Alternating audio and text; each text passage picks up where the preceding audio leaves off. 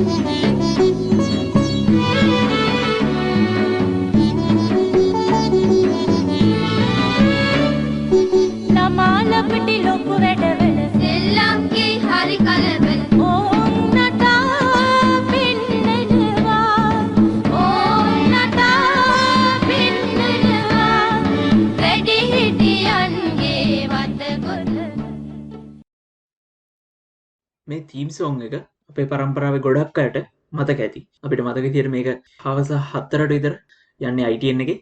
බලලා නැති අයට මේකේ සිද්ධ වෙන දේ සරලවම කිව්වොත් එහෙම පොඩි ළමයි ඇවිල්ලා ඒගොල්ලෝ සෙල්ලම් ගෙවල් හදාගෙන අර ලොකු මිනිස්සු වගේ එක එක සිද්ධි අල්ලගෙන රංගපානවා. ඒක පට්ට කතාවක්. ඉතින් ඒකේ අර සින්දු වල ඉඳලා එතකොට ඒකේ අර හදන ගෙවල්, ඒකේ තියෙන දෙබස්, ඊට පස්සේ අර සෙල්ලම් ගෙදර 4 දෙනෙක් විතර ඇතුළේ යන සෙල්ලම් වාහනේ, මේ ඔක්කොම පට්ට නිර්මාණශීලී විදියට ඒවා හදලා තියෙනවා. ඉතින් ඒ වැඩසටහන් තවමත් YouTube එකේ තියෙනවා. කැමති නම් කෙනෙක්ට ඕන කෙනෙක්ට ගිහිල්ලා බලන්න පුළුවන්. මේ වැඩසටහන් එන දවස්වල Netflix නැහැ, ඉන්ටර්නෙට් බහුතරයක් තැන්වල තිබ්බේ නැහැ. ඉතින් එතකොට මේක තමයි ඒගොල්ලෝ ටාගට් කරපු ළමයින්ගේ ඔඩියන්ස් එකට තිබ්බ සුපිරිම කතාව. හැබැයි මේක ඒ ආපු දවස්වල මීට අවුරුදු 10කට විතර කලින් ආපු දවස්වල මේක සුපිරිම කතාවක් වුණාට අද ටිකක් ගිහිල්ලා මේ ප්‍රෝග්‍රෑම් එක බලනකොට ඒක මේ ප්‍රෝග්‍රෑම් එක ආසාවෙන් බලපු කට්ටියටත් මේ කතාවේ පොඩි වෙනස්කම් දැනෙනවා ඇති. එහෙමයි කියලා අපි කියන්නේ මේකේ ක්වොලිටිය නැති වෙලයි කියලා. මොකද මේකට මේ කතාවට ගහන්න ළමයි වෙනුවෙන් කරපු ප්‍රෝග්‍රෑම් එකක් තවම හැදිලා නැති තරම්.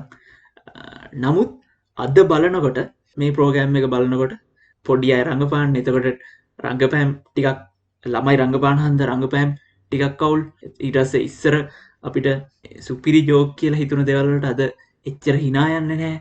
අවුරුදු 10කට 15කට කලින් තිබ්බ ඒ කැමරා ක්වොලිටිය අද තියෙන ප්‍රෝග්‍රෑම් වල කැමරා ක්වොලිටියත් එක්ක බලනකොට නිකන් අහසට පොළව වගේ ලොකු වෙනසක් තියෙනවා. මේ වෙනස්කම් ටික කියන්නේ, මේ අඩුපාඩු ටික කියන්නේ මේ සෙග්මන්ට් එක කරන්න කලින් අපි මේ වැඩසටහනේ පොඩි කොටස් ටිකක් බලපු හන්දා. ඒ විදිහටම නයිට් රයිඩර් කතාව දිහාට හරනොත් එහෙම බදාදා රෑ 9ට විතර යන්නේ. මේ කතාවෙත් කතා කරන කාර් එකක් තියෙන්නේ. උඩින් පනිනවා, රෝද දෙකින් යනවා, වෙඩි වදින්නේ නැහැ. ඉතින් ඒ කතා කරනවා. ඒ වගේ වැඩ කෝටියක් තියෙනවා. හැබැයි ඒ දවස්වල කියන්නේ 2000 ගණන් වල මුල් කාලේ මේක මේ සුපිරි සංකල්පයක් වුණාට අද ඔන්නම් මේ වගේ කාර් එකක් හදන්න තිබ්බා. ඒ විදිහටම නෙමෙයි, හැබැයි ඒකට ගොඩක් ලං වෙන්න පුළුවන් විදිහේ කාර් එකක් හදන්න තිබ්බා. ඒ විතරක් නෙවෙයි, මේ වෙනකොට නයිට් රයිඩර්ට වැඩිය හොඳ සයිෆයි කතා, ඇක්ෂන් ඇඩ්වෙන්චර් කතා ඕනේ තරම් බලන්න කෙනෙක්ට අවස්ථාව තියෙනවා.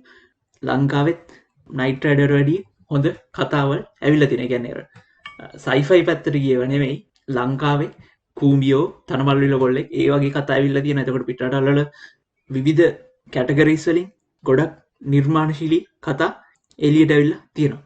ඒ වුණාට අර නයිට් රයිඩ් කිව්වහම ඒකේ කාර් එකේ තීම් සෝං එක දැම්මහම, ටීවී සීරීස් එකට තීම් සෝං එක දැම්මහම ඒකට ටිකක් අමුතු ගතියක් එනවා. ඒ නයිට් රයිඩ් ගැන අපි කතා කරන්නේ අපිට වැඩිහිටි පරම්පරාවල් අර 70 80 සංගීතය ගැන කතා කරනවා. ඒ කියන්නේ අපි ඉස්සර අහපු සංගීතයට, අපි තරුණ කාලේ හරි පොඩි කාලේ හරි අහපු සංගීතයට බලපු ටීවී සීරීස් එකකට, කතාවකට, පොතකට ඒ පොතේ තියෙන ක්වොලිටියට අමතරව අපි ටිකක් අර මනෝමය වටිනාකමක් දෙනවා.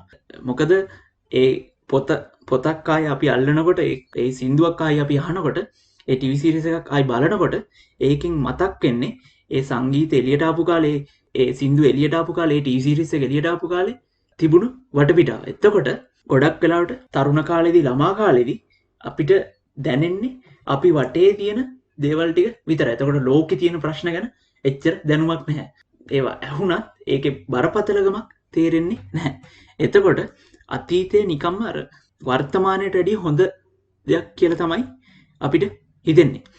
මේකට නොස්ටල්ජියා කියලා කියනවා. සිංහලෙන් අතීතකාමයේ කියලා වචනයකුත් පාවිච්චි කරන එක ඇත්තටම හරි වචනද කියන්න දන්නේ නැහැ. නමුත් මේ අතීතකාමයේ හරි නොස්ටල්ජියා කියන එකේ හරි තේරුම තමයි සරල අතීතයකට, ඒ කියන්නේ අපේ අතීතයකට තියෙන කැමැත්ත. මේක ටිකක් මිනිස්සෙක්ගේ මොළය ඇතුලේ සිද්ධ වෙන සංකීර්ණ හැඟීමක් කියලා තමයි හඳුන්වා දෙන්නේ. හැබැයි අපි කිව්වා වගේ නොස්ටල්ජියා එක හන්ද අතීතකාමයේ හන්ද අපි අතීතය මතක් කරනකොට ඒක ටිකක් ඇත්ත රූපෙන් වෙනස් වෙනවා.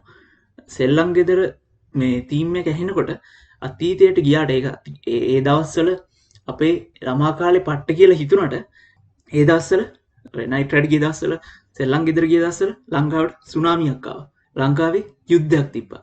ඉතින් ඒ වුණාට අර අවුරුදු 10 12 විතර ළමයින්ට දලදේශී නිෂ්පාදනය ගැන, ණයබර ගැන, සුනාමිය ගැන, යුද්ධය ගැන එහෙම ලොකු මතකයක් නැගිනිකර තිබ්බා. නමුත් දැන් ණයබර ගැන, දැන් දලදේශී නිෂ්පාදනය ගැන හිතෙන බර ළමා කාලෙදී ඒක හිතෙන්නේ නැහැ. ඉතින් ඒක හන්දා සෙල්ලම් ගෙදර මේ සින්දු ඇහෙනකොට, නයිට් රයිඩ් එකේ තීම් එක ඇහෙනකොට අතීතයට ආසාවක් ඇති වෙනවා. ඒක වර්තමානයට වැඩිය හොඳයි කියලා හිතෙනවා. ඉතින් මේක අපි ඇයි මෙච්චර විස්තර කරන්නේ? ජූනි 23 වෙනිදා රනිල් වික්‍රමසිංහ හිටපු අගමැතිවරයා UNP එකේ එකම ජාතික ලයිස්තු මන්ත්‍රීවරයා හැටියට ඒක UNP එකට හම්බුණු ආසනේ පාර්ලිමේන්තුවේදී දියුරුම් දෙනවා. එතකොට මෙයා පාර්ලිමේන්තුවේ දියුරුම් දෙනවත් එක්කම මේක ගැන රනිල් ගැන නිසඳස් ලියනවා, පරණ වීඩියෝස් එළියට එනවා, එයා කරපු ඉන්ටර්වියුස් සංසරණය වෙන්න පටන් ගන්න. ඒ සෙග්මන්ට්ස් මිනිස්සු දාලා ඒවා ගැන කතා කරන්න පටන් ගන්නවා. එතකොට අර අගමැතිවරයා වෙලා ඉන්න කාලේ කුණු බැනුම් අහපු මිනිස්සයා අද වෙනකොට වර්ණනා කරන තැනකට සමාජයේ ඇවිල්ලා තියෙනවා. පන්සල් ගාන යනවා, නළුවෙක් නෙවෙයි මොලයක් කියලා කියනවා, මොලගෙන ආපු නැවක් කියලා කියනවා, ත්‍රිකෝණ නාලිකාවල් කට් අවුට් ගන්නවා. ඒ වගේ මිනිස්සුන්ට අමතක වෙලා තියෙනවා මෙයාට තිබ්බ චෝදනා ගැන. මෙයා වැරදි කරාද නැද්ද කියන එක අධිකරණයට දිනනට. නමුත් චෝදනා තියෙන පුද්ගලයෙක් බැඳුම් කර සිද්ධියේදී දැන් මේක කියලාම ඇති වෙලා වුණාට මහ බැංකු බැඳුම් කර සිද්ධියේදී ලංකාවේ අගමැතිවරයා, පාස්කු ප්‍රහාරය වෙලාවේ ලංකාවේ අගමැතිවරයා. එතකොට තමන් ඒ වෙලාවේ තමන්ගේ වගකීම පැහැර හැරිය කියලාවත් පිළිගන්න කැමති නැති, තමන්ට එතෙන්දී වගකීමක් තිබ්බ කියලාවත් පිළිගන්න කැමති නැති අසාර්ථක පාලකයෙක්ට තමයි අද නිසඳස් ලියවෙන්නේ. එයා ගැන තමයි මේ වීඩියෝස් කරන්නේ. ඒ පාස්කු ප්‍රහාරවලට මහ බැංකු බැඳුම් කර සිද්ධියට මෙයා කොච්චර උදව් වුණාද, ඒවා නවත්තන්න, ඒවා වළක්වන්න, ඒවට විරුද්ධ ක්‍රියාමාර්ග ගන්න උදව් කරාද කියන එක අපි දන්නේ නැහැ. ඒ වුණාට එතෙන්දී අඩුපාඩුවක් සිද්ධ වුණා. ඒ අඩුපාඩුවට තමන් අනුබල දුන්න හෝ නැතා, ඒ අඩුපාඩුව සිද්ධ වුණ වෙලාවේ අගමැතිවරයා හැටියට ඒක පිළිගන්න බැරි මිනිස්සෙක්ට ඇයි අපි අද ගුණ වර්ණනා කරන්නේ? අපිට හිතෙන විදිහට මෙතෙන්දී තියෙන්නේ අර නස්ටල්ජියා කියන එකේම අතීතකාමයේ කියන එකේම එක කොටසක්. ඒක තමයි අද මේ රනිල්ගේ වාසියට ඇවිල්ලා උදව් වෙන්නේ. මුලින්ම අපි නස්ටල්ජියා ගැන විස්තර කරනකොට කිව්වා මේ අතීතකාමයේ කියන එකේදී වෙන්නේ අපේ අතීතය නිකන් පට්ට සුබවාදී තැනක් කියලා කියනවා. ඒකේ තිබ්බ අඩුපාඩු, ඒකේ තිබ්බ වැරදි වර්තමානයත් එක්ක බලනකොට හොඳයි අපිට ඒව අමතක කරන්න පුළුවන් වගේ හැඟීමක් තමයි මිනිස්සුන්ට සාමාන්‍යයෙන් දැනෙන්නේ. අද වෙනකොට රටේ අසාර්ථකභාවය දැකලා මිනිස්සු කියනවා ඒකට රනිල් මහත්තයාගේ කාලේ නේද? ඒ කාලේ මිනිස්සුන්ට භාෂණයේ නිදහස තිබ්බා. ඒ කාලේ මිනිස්සුන්ට පාරේ බැහැලා යන්න පුළුවන් වුණා. ඒ කාලේ ණය ගැනීම ගැන ප්‍රශ්න තිබ්බේ නැහැ කියලා මිනිස්සු කියනවා. හැබැයි රනිල් අගමැති වෙලා ඉන්න කාලේ ලංකාවේ සමාජ මාධ්‍යවලට වාරණ දැම්මා. එයා වටේ ඉඳපු සහ එයාගේ අමාත්‍ය මණ්ඩලේ ඉඳපු අමාත්‍යවරුන්ට අයිතිකාරයෝ නැති අපාර්ට්මන්ට් හම් වෙලා තිබ්බා. ඉතින් එතකොට අපිට අමතක වෙනවා මේ දැන් තියෙන ප්‍රශ්නවල බරපතලකමත් එක්ක රනිල් කියන්නේ අසාර්ථකුණු පාලකෙක් කියලා. ඉතින් එයා පාර්ලිමේන්තුවට ඇවිල්ලා මෙච්චර කල් අසාර්ථක වෙලා 2021 පාර්ලිමේන්තුවට ඇවිල්ලා රනිල් ගහන්න යන එන්ඩ් ගේම් එක එයාගේ සැලැස්ම එයාගේ අවසාන අරමුණ දන්නේ රනිල්ම තමයි.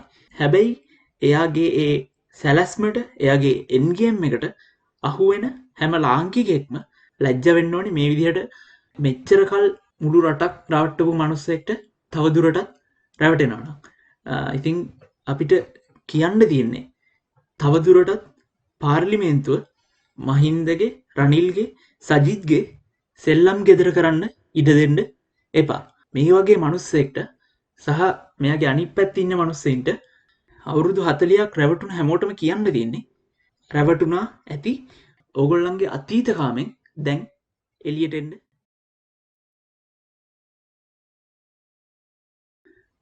ඉතින් ඒකත් එක්ක අදට අපි අපේ පොඩ්කාස්ට් එකේ 61 වෙනි කොටස අවසන් කරනවා. නැවතත් පොඩ්කාස්ට් එකේ 62 වෙනි කොටසෙන් හමු වෙනකම් හැමෝටම ආයුබෝවන්.